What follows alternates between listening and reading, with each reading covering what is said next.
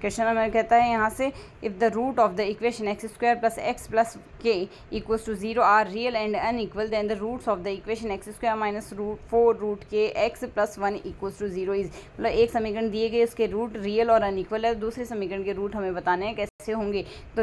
Root real और unequal अगर है तो D equals to B square minus 4ac greater than 0 आएगा। डी की वैल्यू अगर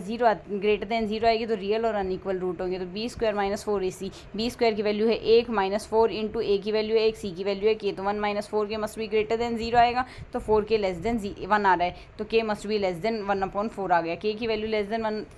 देन 1/4 आ गई। तो अब हमें ये समीकरण दी गई, इसके लिए अगर डी की वैल्यू निकालते हैं तो बी स्क्वायर यानी 16 के आ जाएगा, यहाँ से 4 का स्क्वायर 16 और रूट के का के आ जाएगा, माइनस 4ac यानी माइनस 4 आएगा। अब इसमें से अगर हम यहाँ से देखें के की वैल्यू लेस देन 1/4 है, तो यहाँ से ये वैल्यू लेस देन 0 आएगी, लेस देन 0 आने का मतलब जो रूट आएंगे वो हमारे पास इमेजनरी आएंगे, और अगर इमेजनरी रूट बनते हैं तो हमारे पास यहाँ से फोर्थ ऑप्शन इसके लिए हमारा करेक्ट आंसर हो जाएगा, ये ऑप्शन इसके लिए करेक्ट होगा। नेक्स्ट क्वेश्चन कहता है यहाँ से,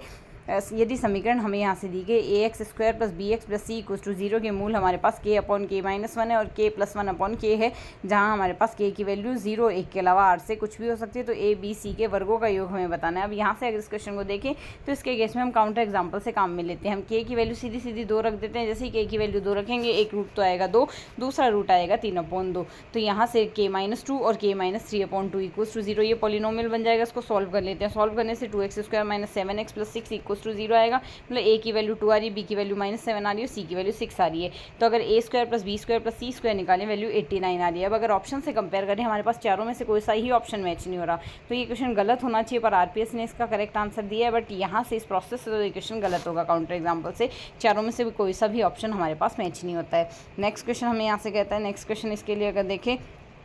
तो यहाँ से हमें कहा गया है 960 के सभी भाजकों एक और स्वयं को छोड़कर का योग बताइए, sum of all divisor leaving one and itself of 960, 960 के सभी भाजकों का योग देखते हैं। सबसे पहले 960 का प्राइम फैक्टराइजेशन करते हैं, जो कि आएगा 2 की घात 6 गुणा 3 गुणा 5 आ गया, तो सम ऑफ डिवाइजर्स आएगा हमारे पास 2 की घात n+1 यानी 2 की घात 7 माइनस 1, 2 की घात 7 माइनस 1 बट्टे 2 माइनस 1, 3 की घात 2 माइनस 1 बट्टे 3 माइनस 1, 5 की घात 2 माइनस 1 बट्टे 5 माइनस 1 आएगा। सॉल्व करेंगे 3048 आ गया, इसमें से हमें वो संख्या खुद घटानी है और वो डिवाइजर एक घटाना है, तो 960 माइनस 1 और करेंगे, इसमें से 2087 आएगा। 2087 से हमारे पास जो ऑप्शन बन रहा है 2087 का, वो यहाँ पर करेक्ट आंसर हो गया, ऑप्शन